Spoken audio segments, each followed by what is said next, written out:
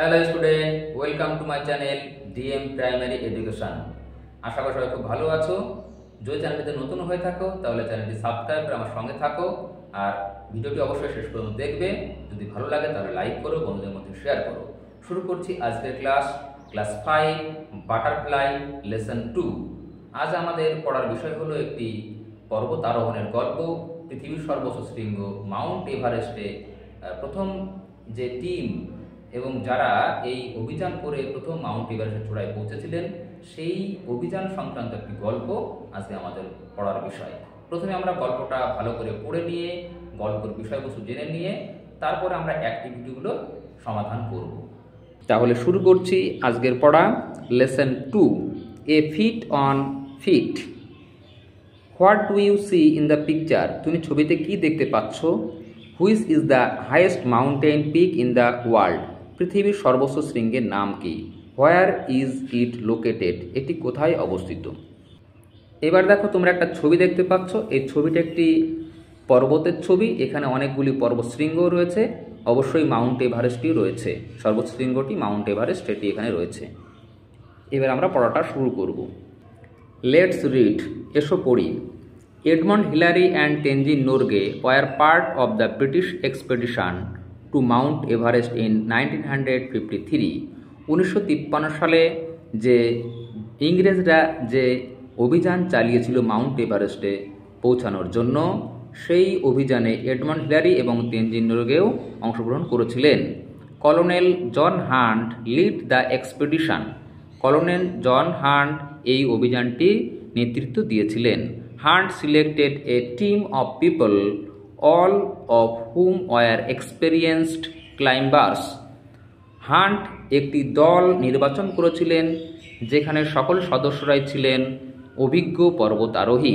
Edmund Hillary, a climber from New Zealand, and Tenzing Norgay, a Sherpa from India, were among the 11 chosen climbers.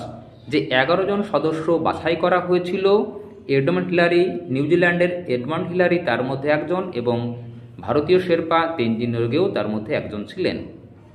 After months of planning the team began to climb. কয়েক মাস পরিকল্পনা করার পর দলটি পর্বতারোহণ শুরু করলো। Out of all the climbers on the expedition, only 4 would get a chance to make an attempt to reach the summit. অনেক পর্বতারোহীর মধ্যে মাত্র 4 জনকেই সর্বোচ্চ শৃঙ্গে পৌঁছানোর জন্য সুযোগ করে দেওয়া হয়েছিল। Hunt, the team leader, selected 2 teams of climbers. দলনেতা হান্ট 2টি দল তৈরি করেছিলেন। The first team included Tom Bourdillon and Charles Evans. প্রথম দলে ছিলেন চার্লেস ইভান্স এবং Tom Bourdillon, while Edmund Hillary and Tenzing Norgay made up the second team. যখন অন্য দলে, দ্বিতীয় দলে ছিলেন এডমন্ড হিলারি এবং Tenzing Norgay. The first team left on May 26, 1953 to reach the summit of Mount Everest. প্রথম দলটি 1953 সালে 26শে মে তারিখে মাউন্ট এভারেস্টের চূড়ায় পৌঁছানোর জন্য যাত্রা শুরু করেছিল। The 2 men made it up to about 300 feet short of the summit, still the highest any human being had yet reached. পৃথিবীর সর্বোচ্চ শৃঙ্গ যেখানে এখনও মানুষ পৌঁছাতে পারেনি, তার থেকে মাত্র 300 ফিট দূরে এই দুটি মানুষ পৌঁছে গিয়েছিলেন। They were forced to turn back after they encounter bad weather. তারা বাধ্য হয়েছিলেন খারাপ ওয়েদারের জন্য ফিরে আসতে। At 4 a.m. on May 29, 1953, Hillary and Norgay awoke and got ready for their climb. 1953 সালের 29শে মে ভোর 4টের সময় হিলারি এবং নোরগে ঘুম থেকে উঠলেন এবং তারা যাত্রার জন্য রেডি হলেন। Hillary discovered that his boots had frozen and spent 2 hours defrosting them.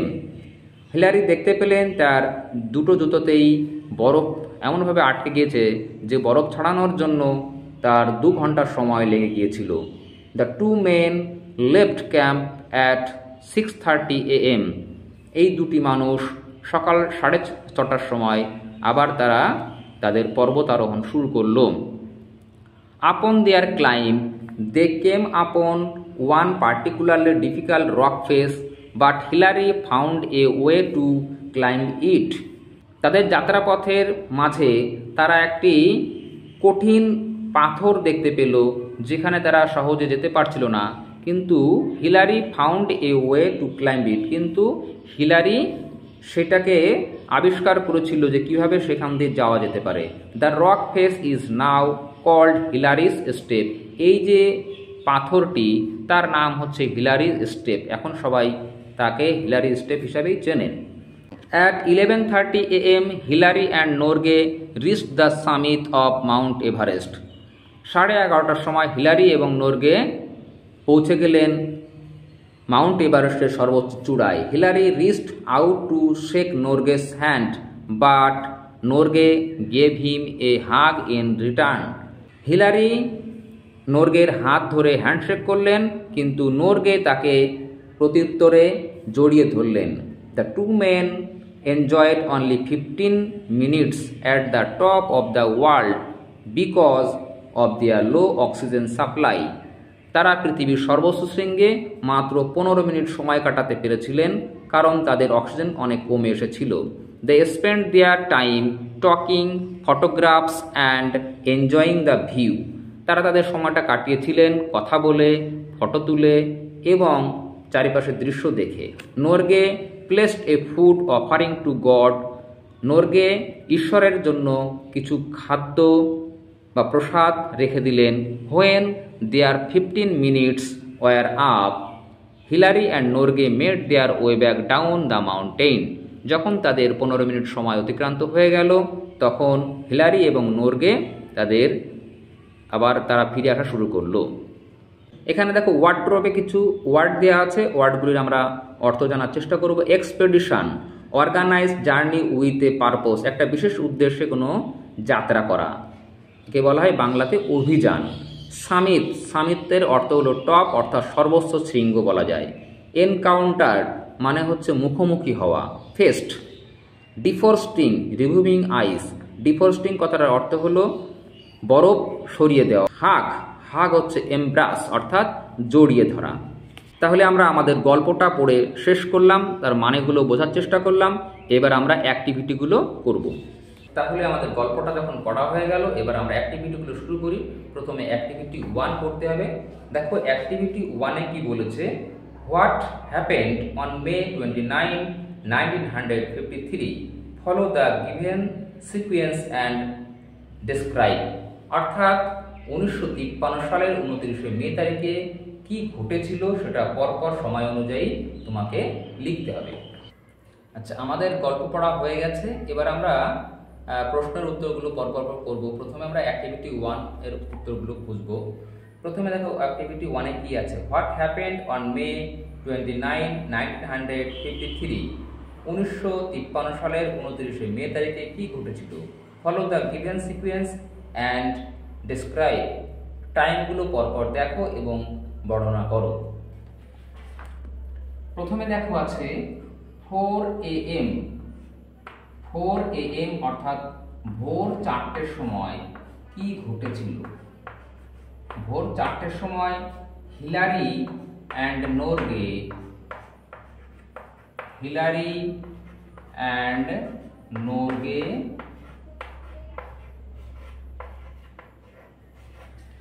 awake and got ready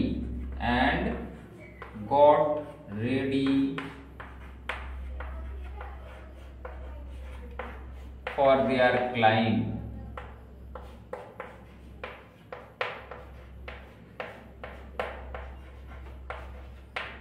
অর্থাৎ ভোর 4টের সময় হিলারি এবং নোরগে ঘুম থেকে উঠে পড়েছিলেন এবং তাদের আরোহণের জন্য প্রস্তুত হয়ে গেছিলেন।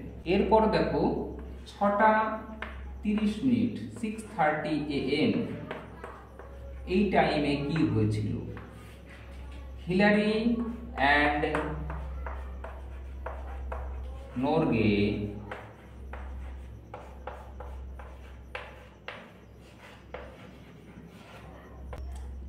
left their camp.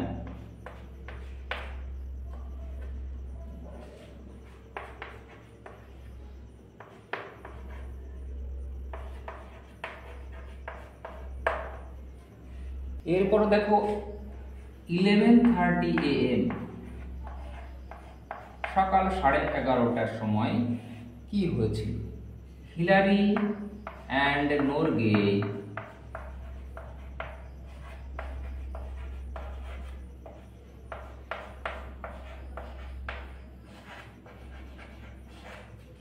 reached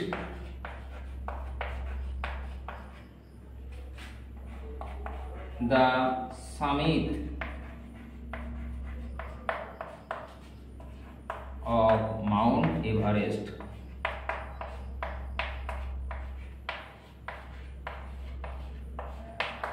অর্থাৎ 11:30টার সময় হিলারি এবং নোরগে মাউন্ট এভারেস্টের চূড়ায় পৌঁছে গিয়েছিলেন। এরপর দেখো 11:45-এর সময় কি হয়েছিল? 11:45, 11:45 AM, Hillary and Norgay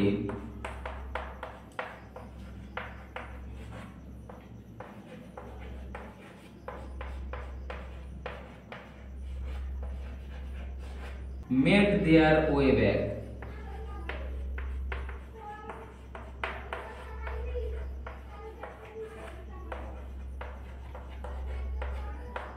down the mountain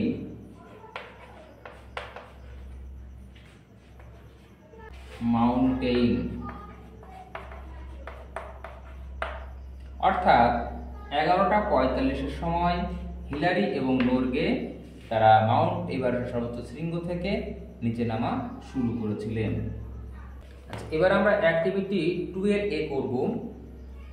find out the names of glacier from the route map of Hillary and Tenzing, work in groups, 1 is done for you. বলছে যে তেনজিন নোরগে এবং হিলারি যে পথে মাউন্ট এভারেস্টে গিয়েছিলেন সেই পথে কি কি হিমবাহ দেখতে পাওয়া গেছিল তাদের নাম লিখতে হবে। দেখো আমি তোমাদের নামগুলি বলে দিচ্ছি, তোমরা পজ করে খাতায় লিখে নেবে যে কোন কোন গ্লাসিয়ারের সঙ্গে অর্থাৎ হিমবাহের সঙ্গে তাদের সাক্ষাৎ হয়েছিল, অর্থাৎ এই রাস্তায় কোন কোন হিমবাহ পড়ে।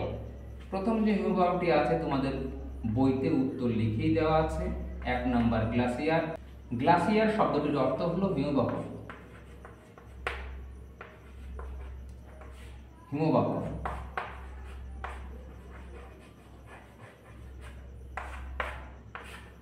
তাহলে তেনজিন নোরগে এবং হিলারির যাত্রাপথে 3টি গ্লাসিয়ার দেখা গিয়েছিল। প্রথমটি হচ্ছে ইস্ট রংবুক,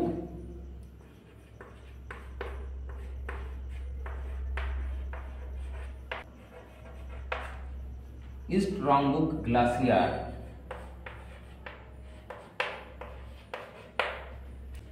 দুই নম্বরটি হচ্ছে কুম্বু গ্লাসিয়ার।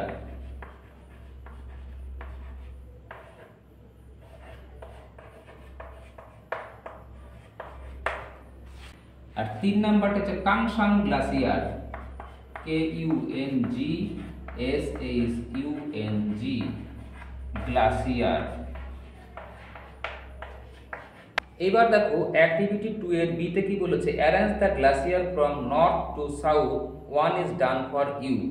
অর্থাৎ উত্তর থেকে দক্ষিণ পর্যন্ত যে কটি হিমবাহ আছে তাদের পরপর সাজাতে হবে, উত্তর দিক থেকে দক্ষিণ দিক পর্যন্ত। দেখো উত্তর দিকের সবচাইতে উত্তর দিকে যে গ্লাসিয়ারটি আছে তার নাম তোমার বইতেই লেখা আছে, ইস্ট রংবুক গ্লাসিয়ার।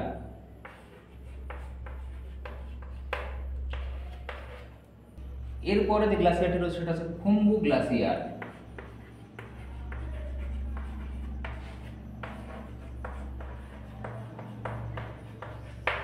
আর একেবারে দক্ষিণে যেটি রয়েছে তার নাম হচ্ছে কাংসাং গ্লাসিয়ার।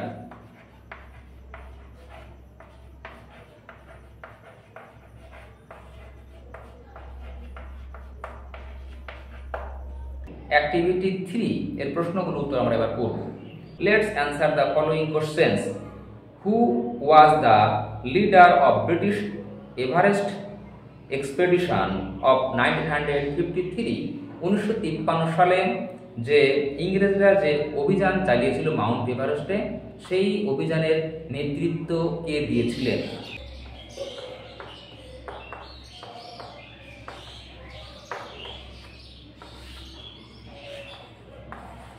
তাহলে এর আগে উত্তরটা আমরা লিখব কলোনেল জন হান্ট।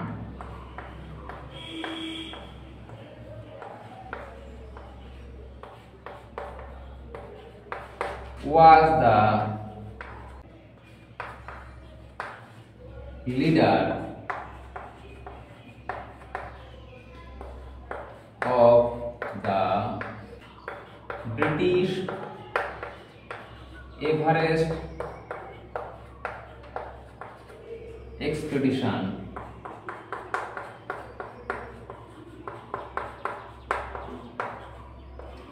of 1953। তাহলে দেখো উত্তরটা আমরা পড়ছি, Colonel John Hunt was the leader of the British Everest expedition of 1953। 1953 সালে ইংরেজরা এভারেস্টে যে অভিযান চালিয়েছিল, সেই অভিযানের নেতৃত্ব দিয়েছিলেন কর্নেল জন হান্ট। এবার বিদায়ের প্রশ্নটি দেখো, how many climbers were chosen from the expedition? কতজন সদস্যকে এই অভিযানের জন্য নির্বাচিত করা হয়েছিল? 11 ক্লাইম্বার্স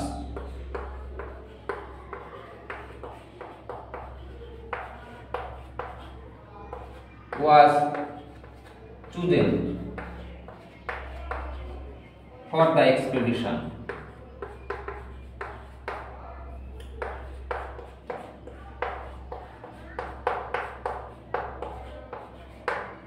অর্থাৎ 11 জন সদস্যকে এই অভিযানের জন্য পছন্দ করা হয়েছিল। এবার সিদাগের প্রশ্নটি দেখো, how many climbers got the chance to climb to the top? টপে পৌঁছানোর জন্য, সর্বোচ্চ শৃঙ্গে পৌঁছানোর জন্য কজনকে সুযোগ দেওয়া হয়েছিল? উত্তরটি হবে 4 climbers.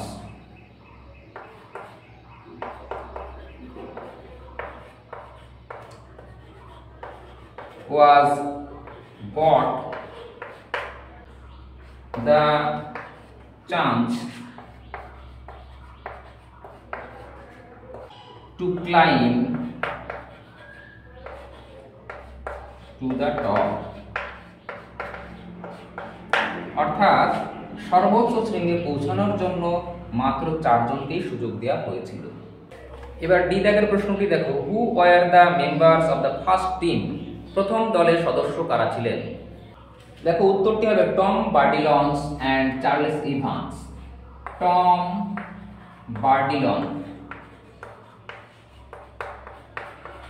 And Charles Ivan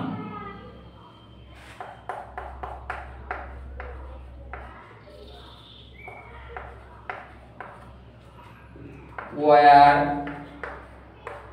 the members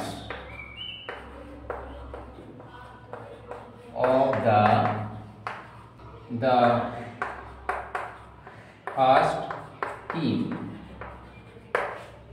তার লাইনটা আমরা পড়ে দিই, দেখো Tom Bourdillon and Charles Evans were the members of the first team.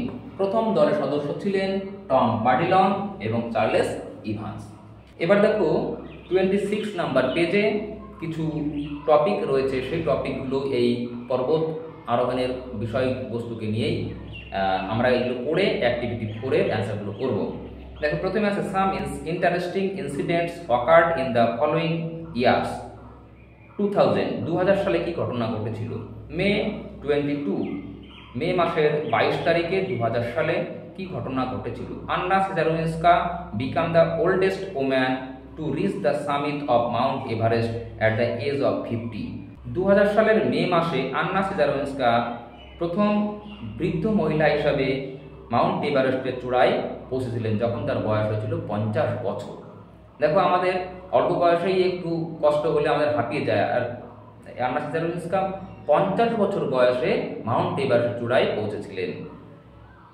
2011 সাল 2011 May 20, Arjun Vajpayee at the age of 16 years and 11 months become the youngest Indian to climb Mount Everest?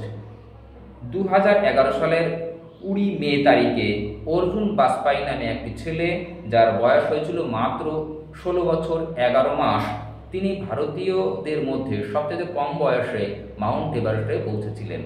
এই দুটি তথ্য থেকে আমাদের অ্যাক্টিভিটি 4 এর শূন্যস্থান পূরণগুলো করতে হবে। তাহলে এবার আমরা অ্যাক্টিভিটি 4 এর উত্তরগুলো করব। এখানে কিছু ড্যাশ দেওয়া আছে, সেই ড্যাশগুলো পূরণ করতে হবে। তাহলে দেখো, অ্যাক্টিভিটি 4 এর এই দাগের প্রশ্নটি আছে, the oldest woman two climb Mount Everest is. সবচাইতে বৃদ্ধা মহিলা হিসাবে মাউন্ট এভারেস্টে কে প্রথম গিয়েছিলেন? উত্তর হচ্ছে আন্না সিজারউইন্সকা। আন্না সিজারউইন্সকা। তিনি 50 বছর বয়সে মাউন্ট এভারেস্ট চূড়ায় পৌঁছেছিলেন। দেখো পরের প্রশ্নটি, she climbed at the age of dash. তিনি কত বছর বয়সে মাউন্ট এভারেস্টে পৌঁছেছিলেন? উত্তরটি হচ্ছে অ্যাট দ্য এজ অফ 50। তখন তার বয়স ছিল 50 বছর। The youngest Indian to climb Mount Everest. Mount এভারেস্টে যারা যারা পৌঁছেছেন ভারত থেকে, তাদের মধ্যে সবচেয়ে কম বয়সের ছেলে কে? সবচেয়ে কম বয়সের যে ছেলেটি গিয়েছিল তার নাম হচ্ছে অর্জুন বাজপাই। অর্জুন বাজপাই।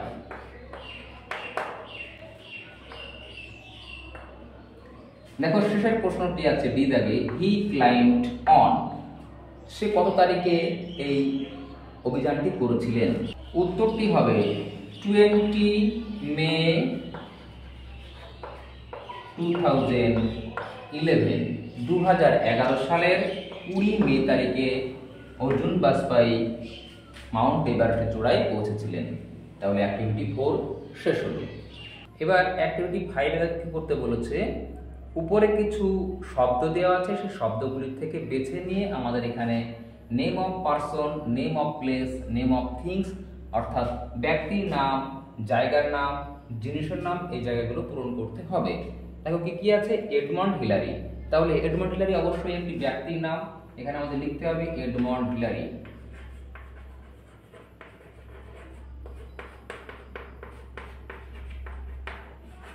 তারপর আছে তেনজিং নোরগে। তেনজিং নোরগেও একটি ব্যক্তির নাম।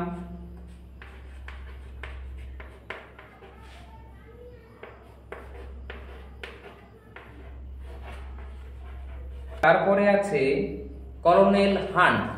কলোনেল হান্ট একজন ব্যক্তির নাম।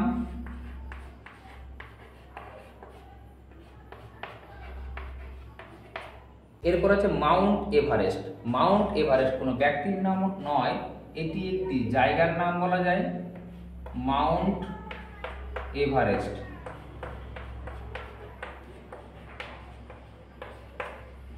একটা শৃঙ্গের নাম, কিন্তু একটা জায়গা অবশ্যই। এরপর আছে চায়না।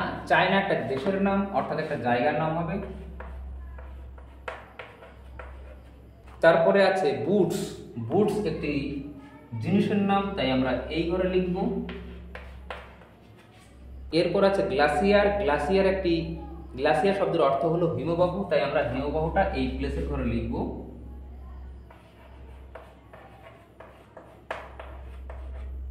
এরপর আছে ইন্ডিয়া। ইন্ডিয়াটা দেশের নাম, অর্থাৎ জায়গার নামের ঘরে বসবে। শেষে আছে রোপ। রোপ মানে দড়ি, তাই আমরা থিংস এর ঘরে রোপটাকে লিখব। এবার দেখো অ্যাক্টিভিটি 6 এ কি বলছে, কতগুলি শব্দ দেওয়া আছে, এই শব্দগুলি থেকে তোমাকে কমন নাউন এবং প্রপার নাউনগুলো আলাদা করতে হবে। প্রথমে আছে পিঙ্কি। পিঙ্কি একটি মেয়ের নাম, তাই এটা প্রপার নাউনের মধ্যে পড়বে, পিঙ্কি। রবি একটি নির্দিষ্ট করে কোনো ছেলের নাম বোঝায়, তাই রবি প্রপার নাউনের ঘরেই বসবে। এরপর দেখা যাচ্ছে সুয়েজ টি-11। সুয়েজ টি-11 একটি মহাকাশযানের নাম, তাই একটি নির্দিষ্ট নাম বোঝাচ্ছে, তাই আমরা এই প্রপার নাউনের ঘরে লিখব।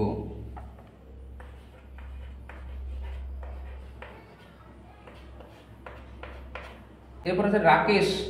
রাকেশ নামটাও একটা নির্দিষ্ট নাম, তাই আমরা প্রপার নাউনের ঘরে লিখব।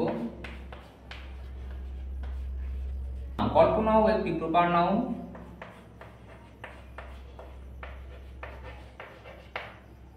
এরপর দেখা যাচ্ছে কলম্বিয়া। কলম্বিয়া একটি নির্দিষ্ট জায়গার নাম বোঝাচ্ছে, তাই আমরা প্রপার নাউনের মধ্যে বসাবো। এরপর আছে ইন্ডিয়া। India proper noun.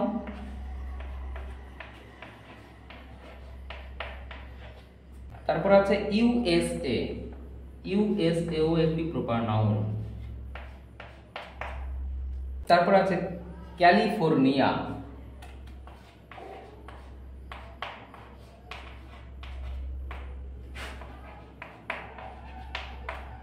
এরপর আছে বরুণ। বরুণও প্রপার নাউনের মধ্যে পড়বে। এরপরে আছে ওসমান। ওসমানও প্রপার নাউনের মধ্যে পড়বে। তারপরে দেখো আছে স্পেস। স্পেস কমন নাউনের মধ্যে পড়বে। শেষে আছে বুক। বুক অবশ্যই কমন নাউনের মধ্যে পড়বে। তাহলে দেখো আমরা প্রপার নাউন অনেকগুলো নাম পেয়েছি, আর কমন নাউনে মাত্র দুটো ওয়ার্ড পেয়েছি, একটা হচ্ছে স্পেস, একটা হচ্ছে বুক। আমাদের অ্যাক্টিভিটি 6 শেষ হলো। এবার আমরা অ্যাক্টিভিটি 7 করব। অ্যাক্টিভিটি 7 এ দেখো, অ্যাক্টিভিটি 7 এর বি করার আগে এটাকে আগে রিডিং পড়ে নিতে হবে। এখানে কিছু বিষয় আছে, সেখান থেকে আমাদের ম্যাসকুলিন জেন্ডার এবং ফেমিনাইন জেন্ডার খুঁজে বের করতে হবে। অ্যাক্টিভিটি এটা দেখো কিছু বক্তব্য আছে। Let's identify the words signifying masculine and feminine gender in the passage. Once upon a time there lived a powerful king. He had a beautiful garden. In it there were flower trees beside a lake. Bees came and sat on the flowers. Peacocks danced in the garden. A goose swam in the lake. Drones flew about in the garden. The queen loved the garden.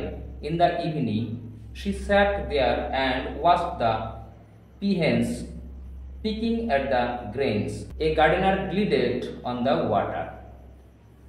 এই হচ্ছে বিষয়টা দেওয়া আছে। এখান থেকে আমাদের masculine gender এবং feminine gender আলাদা করতে হবে। দেখো প্রথমে একটা উদাহরণ দেওয়া আছে কিং। কিং এর ফেমিনাইন জেন্ডার হবে কুইন। এরপরে দেখো আছে বি। বি মানে হচ্ছে স্ত্রী মৌমাছি। তাহলে আমরা এই ঘরের বিটাকে লিখব, এবং পুরুষ মৌমাছিকে বলা হয় ড্রোন, DRONE। এরপরে দেখো আছে গ্যান্ডার আর গুস। গুস মানে মেয়ে রাজাহাঁস, আর এর পুরুষ হচ্ছে গ্যান্ডার। অর্থাৎ গ্যান্ডার মানে পুরুষ রাজাহাঁস আর গুস মানে মেয়ে রাজাহাঁস। এরপর দেখো আছে হি এর ফেমিনাইন জেন্ডার হচ্ছে শি। এটাও তুমি লিখতে পারো, তোমার বইয়ের প্রশ্নের মধ্যে রয়েছে। তাহলে আশা করি তোমরা বিষয়টা বুঝতে পেরেছো। ক্লাসটা অনেক লম্বা হয়েছে, তোমাদের শেষ পর্যন্ত দেখার জন্য অনেক অনেক ধন্যবাদ। আজকের ক্লাস এখানেই শেষ করছি। দেখা হবে পরের ক্লাসে। ততক্ষণ সবাই ভালো থেকো, সুস্থ থেকো। যদি ভিডিওটি ভালো লাগে অবশ্যই লাইক করো, বন্ধুদের মধ্যে শেয়ার করো। দেখা হচ্ছে পরের দিন।